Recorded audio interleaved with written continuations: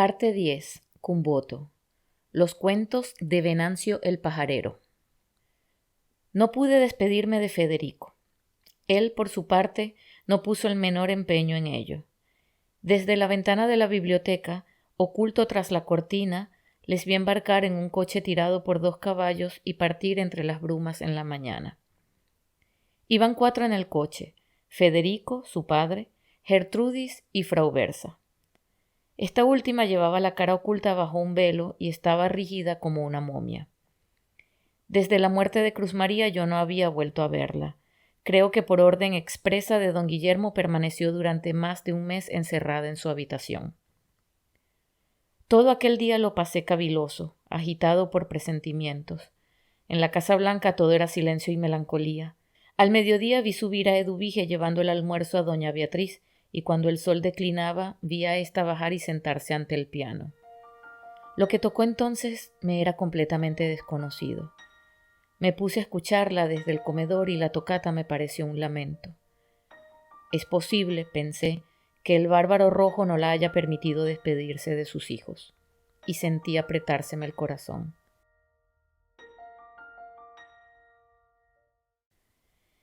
Ya oscureciendo, en medio de las brumas azulencas que envuelven la costa a esa hora, regresó el coche a la Casa Blanca. Don Guillermo comió solo en el comedor y por la noche se paseó largo rato frente a la puerta trasera de la casa.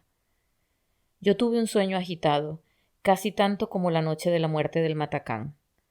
Pensé en Federico, que entonces iría navegando con rumbo desconocido, y me pregunté reiteradamente cómo sería mi vida en lo sucesivo. A la mañana siguiente, al despertar, me sentí vagamente sobresaltado, como si alguien hubiese estado espiando mi sueño. No habría de tardar mucho tiempo en hallar la justificación de esta misteriosa ansiedad. Ello ocurrió cuando llevé el desayuno al señor Zeus. En el momento en que recogía los platos, su voz se metió en mis oídos con una suavidad serpentina, con una finura tan dulce que me hizo temblar. «Ahora», me dijo mirándome con fijeza, «recoges tus cosas y te vas para el rancho de Cervelión, ¿sabes? Ya aquí no haces falta. En cambio a él, que acaba de perder un hijo, podrá servirle de compañero». Quedé boquiabierto, congelado en medio del comedor. Don Guillermo se puso de pie sonriendo. «¿Cómo te parece? ¿Verdad que es divertido? Ya has estado mucho tiempo en este encierro. Necesitas vivir al aire libre con tus amigos». De pronto su rostro adquirió una dureza aterradora y su enorme pie hizo temblar los cimientos. «¡Enseguida! ¿Comprendes?» De esta manera cambió mi vida de la mañana a la noche. El cambio era radical, sin atenuantes, una caída vertical y catastrófica. En la noche, en la choza de Cervelión, donde apenas había cabida para la persona del pobre viejo y para sus rollos de palma tejida, tuve que aprender a moverme como un insecto. Por fortuna las palmas ofrecen un lecho mullido y fresco, pero el cambio en sí mismo me humillaba. La primera noche la pasé llorando en silencio. Dolíame, de otro lado, la actitud de Cervelión, su silenciosa indiferencia. Apenas tuve que explicarle lo ocurrido. No puso reparo alguno a que yo compartiese su vivienda. Me dejó entrar como un pequeño perro desamparado y luego no volvió a mirarme.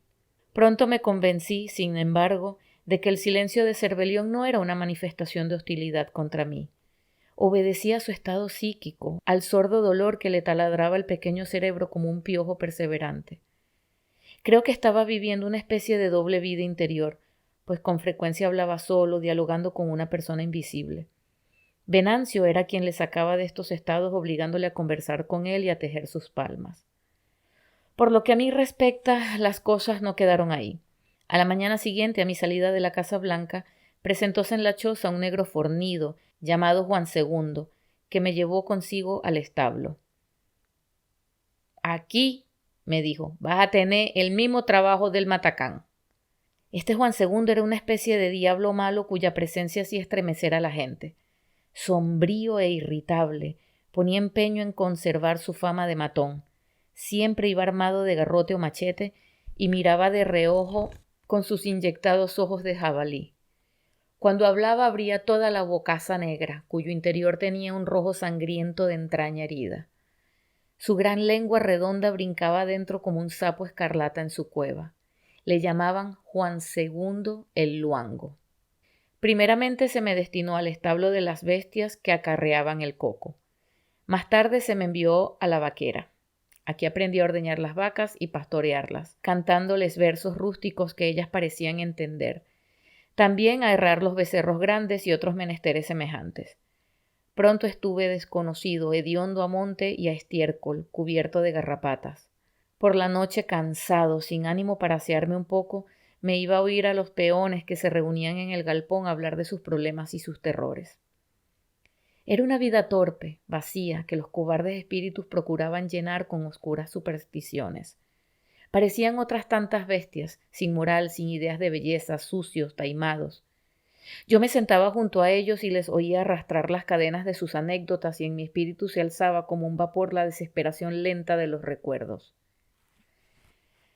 En la Casa Blanca había adquirido hábitos de los que nunca podría desprenderme. Esto creí por lo menos en aquellos días. Nociones que se agitaban en mí como pequeños pájaros asustados. Jamás me acostumbraría a semejante vida ni me sentiría unido espiritualmente a aquellos seres estúpidos y socarrones que no sabían hablar sino de miserias. ¿De dónde? Me preguntaba. ¿De dónde sacaba Cruz María el Matacán aquel entusiasmo para ir a bañarse al río todas las tardes y para andar luego de noche la media legua de monte que había entre su choza y la Casa Blanca? Yo no hubiese podido hacerlo, no lo hubiese intentado. Quería dejarme podrir y comer por las moscas verdes que vuelan zumbando sobre las bostas. Poco a poco, sin embargo, fue perfilándose ante mi espíritu una nueva perspectiva, una desconocida dimensión de la vida que solo pude apreciar viviéndola. Aquella existencia oscura y reptil de los negros tenía ciertos encantos que yo no hubiese podido descubrirle de otra manera así hubiese vivido siglos. Sentados en los troncos o en los travesaños de los tranqueros, acuclillados en el suelo, echados de pecho sobre la hierba fresca, en medio de la oscuridad de la noche, dejaban correr sus voces con una pereza cálida de miel derramada, de velas negras que se derriten. En el fondo de sus corazones arden verdaderas hogueras de deseos reprimidos, fantasías ardientes que convierten en carbón en los hornos de sus corazones. Sus tabacos encendidos como ojos de fieras perforaban la oscuridad y transmitían a lo ancho de la arboleda la clave de sus sueños irrealizados. De sus cuerpos solo era visible el brillo de los dientes y la porcelana de los ojos. Allí descubrí que no todos los negros son iguales ni parecidos. Aún en los que pueden considerarse como negros puros, sin mezcla, existen diferencias que abarcan desde la conformación fisonómica, la forma de la cabeza, la de la nariz y la boca, hasta las más sutiles manifestaciones de la inteligencia. Hay negros realmente feos y toscos, espantables, pero los hay también finos y bellos. Juan II, el luango, era de los primeros. La abuela Anita debió ser en su juventud de los segundos. Entre las mujeres, algunas lucían rasgos físicos admirables, cuerpos venustos. Tampoco el cabello era igual en todos. Había diferencias notorias en su aspereza, desde el que llaman pegón, formado por pequeños y apretados rollitos, hasta el crespo y sedoso que las mujeres trataban de hacer más liso y brillante a fuerza de untarse aceite de coco. En los cuentos se revelaban los grados de inteligencia y espiritualidad de aquellos seres. Algunos eran simplísimos, elementales, otros complicados y llenos de humor. Había narradores especializados en relatos espeluznantes, lúgubres y sobrenaturales, de aparecidos y brujerías, otros en fábulas alegres e ingeniosas, en las que bullía el sentimiento humano del valor y de la astucia encarnados en los animales del bosque. Las hazañas de Tío Conejo y Tío Tigre resultaban interminables y Venancio el pajarero las conocía todas. Con su calva tierna, del color del tabaco maduro y su sonrisa de obispo, Venancio poseía el secreto de monopolizar el interés de sus oyentes y de aligerar el ambiente después que desfilaban por el corro los fantasmas y los demonios. A él atribuíase la paternidad de todos los sobrenombres aplicados a los habitantes de Cumboto. A Cruz María le llamó el Matacán, a Prudencio el Pitirrí, a Pascua la Culebrita. A mí desde el primer momento me bautizó el Bachaco. En realidad Venancio era múltiple. Conocía toda suerte de cuentos y todos los refería con la misma gracia.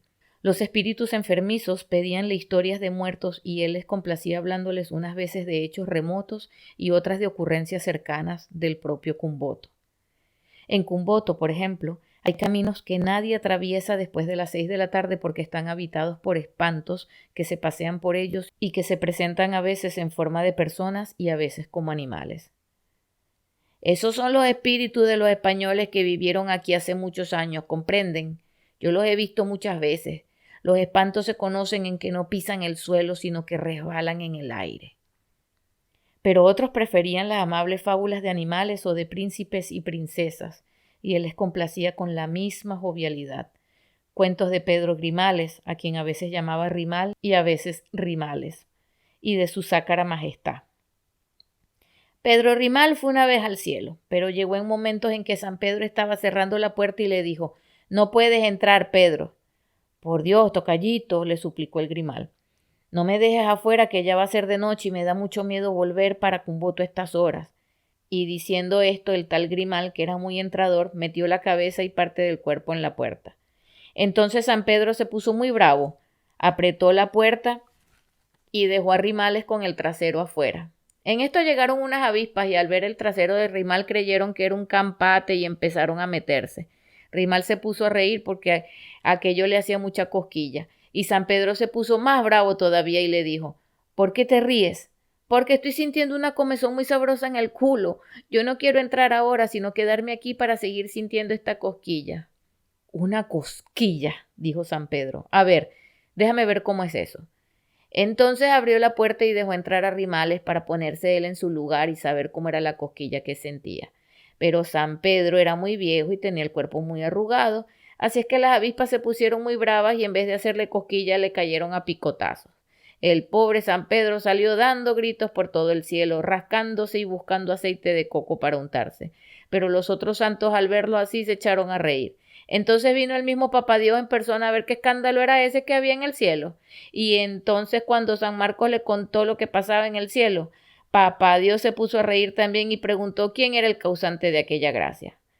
«Pedro Grimales, Papá Dios», le dijo San Antonio, «un hombrecito de Cumboto que acaba de llegar al cielo. Pues tráiganme a Pedro Grimales para conocerlo». San José lo llevó y Papá Dios le dijo sin poder aguantar la risa: «Mira, Pedro Grimales, hace mucho tiempo que no me reía con tanto gusto. Si quieres quedarte aquí, te nombro patrón de las avispas». Y de este modo Pedro Grimales se quedó en el cielo.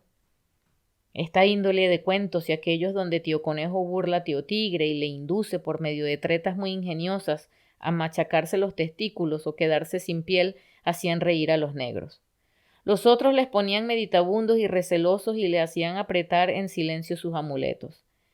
Existen amuletos de todas las clases, de una fantástica variedad, simples unos tomados de la naturaleza salvaje, complejos otros producidos por raras combinaciones e industrias. Venancio el pajarero poseía, por ejemplo, una hermosa bola negra.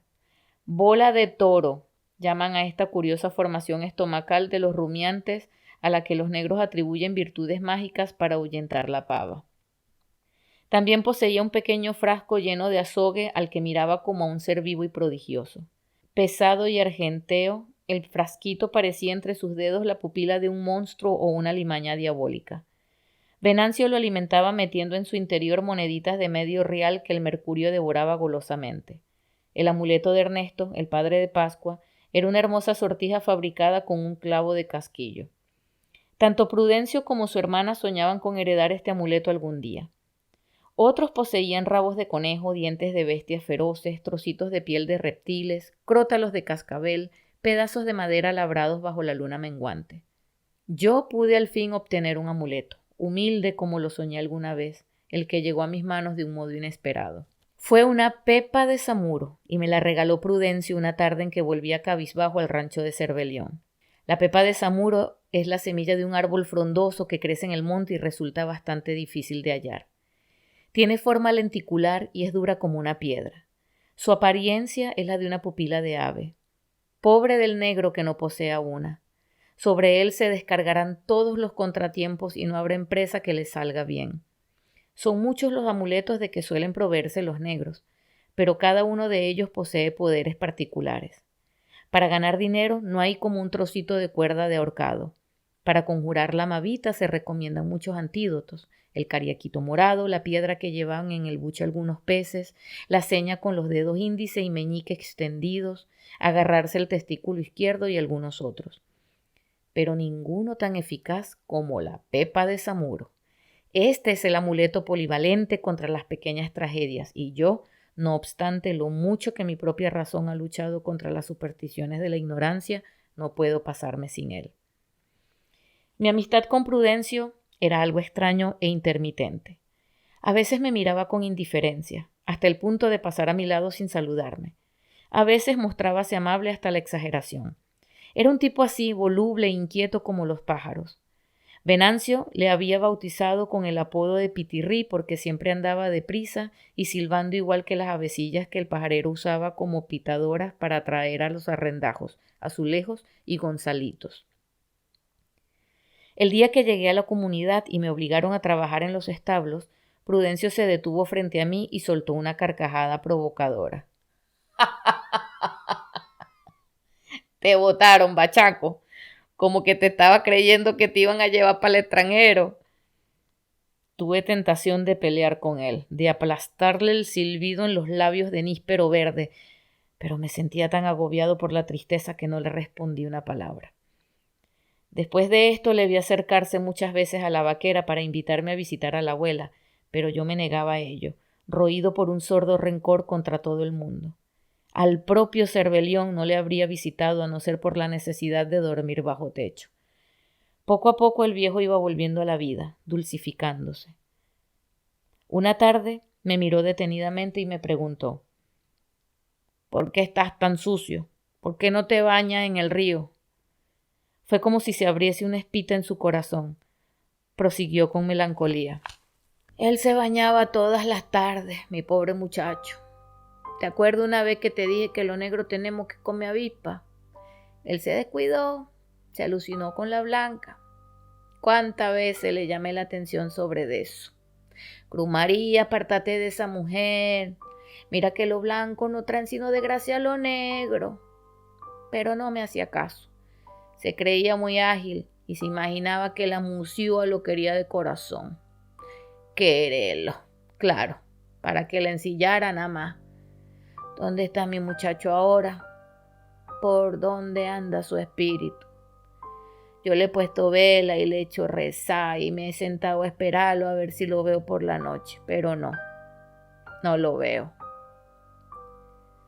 No lloraba. Sus ojos habían sido siempre rojos y húmedos. Solo su voz sonaba más lenta y desgarrada que antes. Creo que mi presencia en el rancho hacía bien a su corazón. Al fin comenzaba a hallar en mí un poco de compensación porque más de una vez le sorprendí mirándome con la boca entreabierta y los labios temblorosos. Ahora venían gentes del vecindario, los vecinos más próximos, a conversar a su puerta y cuando menos lo imaginamos prendióse una nueva tertulia en la terraza donde tejía sus palmas. Una noche, al volver de la vaquera, me sorprendió la presencia de 3 negros desconocidos, altos y flacos, muy parecidos a Cervelión. Eran su hermano Rosso y los 2 hijos de éste que acababan de llegar de Morón. El parecido físico de los 2 hermanos era impresionante. La misma cabecita poblada de ricitos cenicientos, idénticos ojos inyectados y húmedos, iguales el labio colgante y la voz lenta y dulzona. Sin embargo, Rosso se distinguía en algo impreciso, pero inconfundible, que fluía de todos sus actos. Quizá fuese la forma de mirar, oblicua y dura, acaso cierta manera de mover las manos para subrayar las palabras. Por lo demás, al contrario de Cervelión de los buenos tiempos, hablaba muy poco. Para quien fue una fiesta la aparición de estos personajes, fue para Venancio el pajarero. Venancio conocía a Rosso desde la infancia. Habían crecido juntos y corrido multitud de aventuras. Su presencia determinó un cambio radical en los cuentos que amenizaban el corro. Ya no se habló más de Almas en Pena ni de Pedro Grimales y Tío Conejo, sino de una grande y dura guerra en la que los 2 amigos habían participado. Venancio, lleno de alegría, cual si en su corazón refloreciesen viejos arbustos marchitos, aleteaba y gorjeaba como una de sus paraulatas. Los recuerdos afluían a su memoria en oleadas, golpeaban sus labios y se desbordaban de ellos en cataratas irrestañables. Solo él hablaba. Tocaba el brazo de Rosso y lo sacudía. ¿Te acuerdas, Rosso? Supongo que no te habrás olvidado. Ah, diablo malo este negro Rosso que llegó a ser sargento nada menos que en la guardia personal del general Zamora. Ah, negro endiablao cará, cuando el catire Zamora asaltó el Palito y derrotó ahí al bravo coronel Pinto. Casi todos los que le acompañaban eran negros de este litoral, de Morón, Sanchón y Alpargatón. Ahí se le incorporaron ellos, Rosso y Venancio, y un Jeremías a quien los godos mataron en Barinas y se lo comieron los zamuros en la sabana. Venancio presenció cómo se lo comían y solo pudo quitarle la hebilla de la faja, como recuerdo. Los zamuros, explicó Venancio, comen bailando y chillando y se pelean por las tripas de los cadáveres. Él los espantó y se acercó a Jeremías, que se habían puesto blanco después de muerto. Cuando se incorporó con su hebilla en la mano, quedó paralizado de miedo.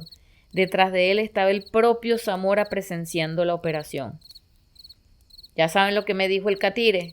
Me dijo, mire negro, no se me quede atrás registrando los muertos porque le mando a poner un zamuro de prendedor.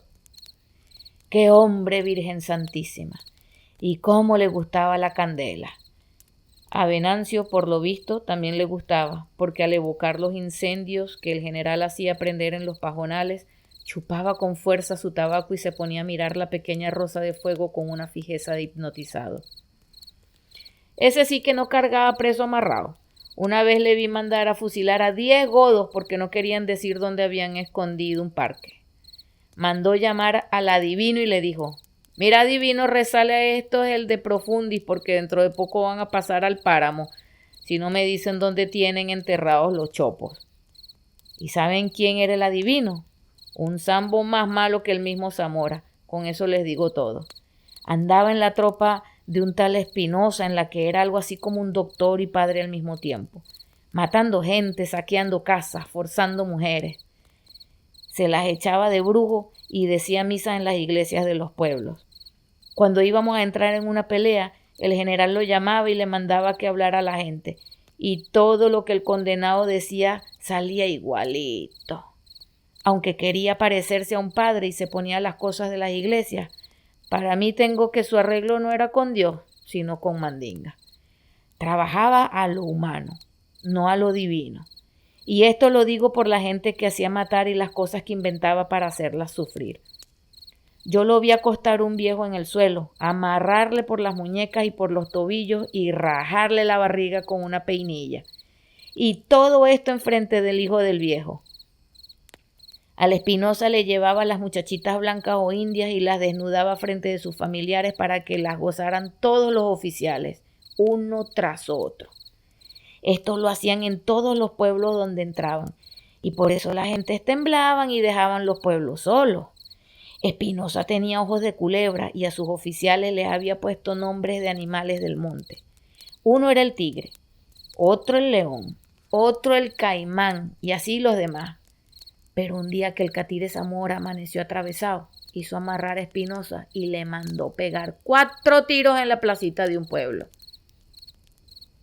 Esta nueva modalidad de los cuentos de Venancio produjo sensación en sus oyentes, que le oían fascinados y estremecidos.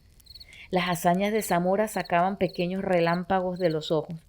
Las candelas de los tabacos tejían en la oscuridad la telegrafía de las emociones. La atmósfera temblaba sutilmente sacudida por aquel miedo retrospectivo henchido de carnal voluptuosidad. También allí había muerte y misterio y lubricidad.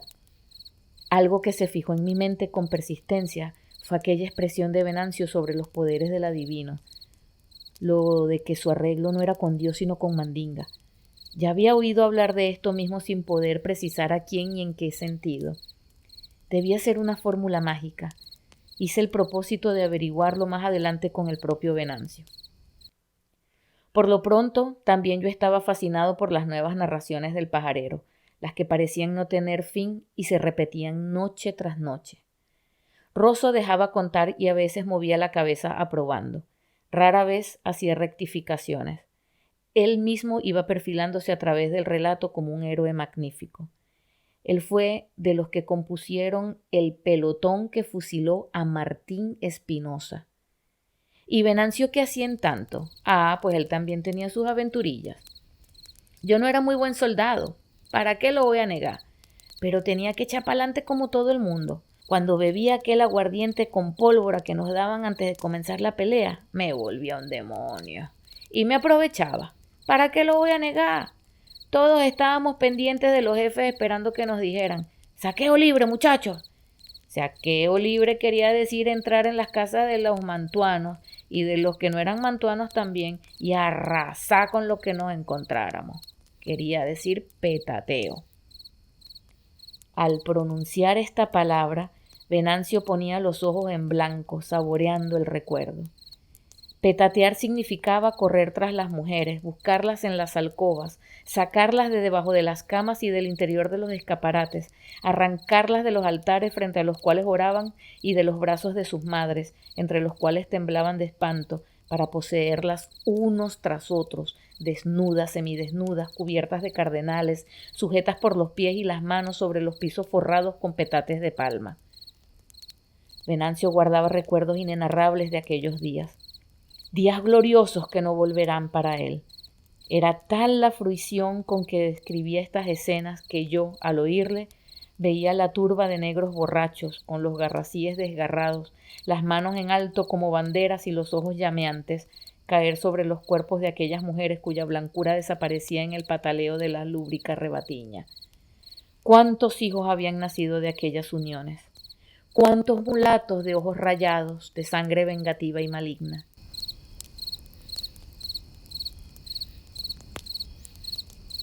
Yo recordaba oyéndole a Cruz María el Matacán y a la abuela Anita. Esta había dicho: cuando hay guerra es porque el diablo anda suelto. En aquella guerra de que hablaba Venancio, los diablos negros embestían contra los diablos blancos. ¿Cuántas hembras petateó usted, viejo Venancio?, le preguntó Prudencio con la boca hecha agua. Ay, mijito, no tengo la cuenta. ¿Blancas? Toditas blancas. ¿Me iba a molestar por las negras? ¡Qué cuerpo, mijito! ¡Qué piernas y qué pecho y qué cinturas! ¡Cómo relampagueaban sus carnes al lado de este tizón! Eso sí, un tizón bien prendido. ¡Ah, malaya, viejo Venancio, si esos tiempos volvieran! ¿Qué van a volver? Después que mataron al Catire Zamora, aquello no sirvió para más nada. Entró a mandar Falcón y todo se echó a perder. Que si el Catire no muere, nuestra suerte sería distinta. Ahora fuéramos los amos. Una de aquellas noches Prudencio se aproximó a mí y me dijo en voz baja que la abuela Anita deseaba verme. Todo el día siguiente estuve pensando en ello. Por la tarde, al salir de la vaquera, fui al río y me bañé en el pozo del bambú, en el mismo lugar donde una mañana maravillosa abrí ante Federico las ventanas de mi universo. Allí, mientras el agua corría lamiendo mis carnes, un recuerdo violento vino a herirme como una flecha. El recuerdo de aquella risotada de Cervelión que nos llenó a todos de miedo. Qué mansa y dulce había sonado después la voz del viejo para apaciguar la aterrorizada Gertrudis. No se asuste, mi Blanca, que no le va a pasar nada. En efecto, nada nos había pasado, que para eso estaba él a nuestro lado. En cambio, de regreso entré en la casita de la abuela. Me acerqué a ella y me hizo sentar a su lado. Luego estiró su mano negra y rugosa y la posó sobre mi cabeza. Me ha contado Prudencio que Rosso, el hermano de Cervelión, está aquí en Cumboto. Hizo una pausa para mirarme y añadió: me ha contado también que Venancio está echando unos cuentos de la guerra de los 5 años y que a ti te gustan mucho esos cuentos. Nueva pausa para volver a mirarme y una pregunta. ¿Es verdad eso? Yo me encogí de hombros porque en realidad no tenía deseos de hablar. Mira, muchacho, dijo entonces la vieja, anda con mucho tiento. Tú no conoces la vida. En este mundo unos cantan a lo humano y otros a lo divino. Ese Rosso y ese Venancio no son de los que cantan a lo divino.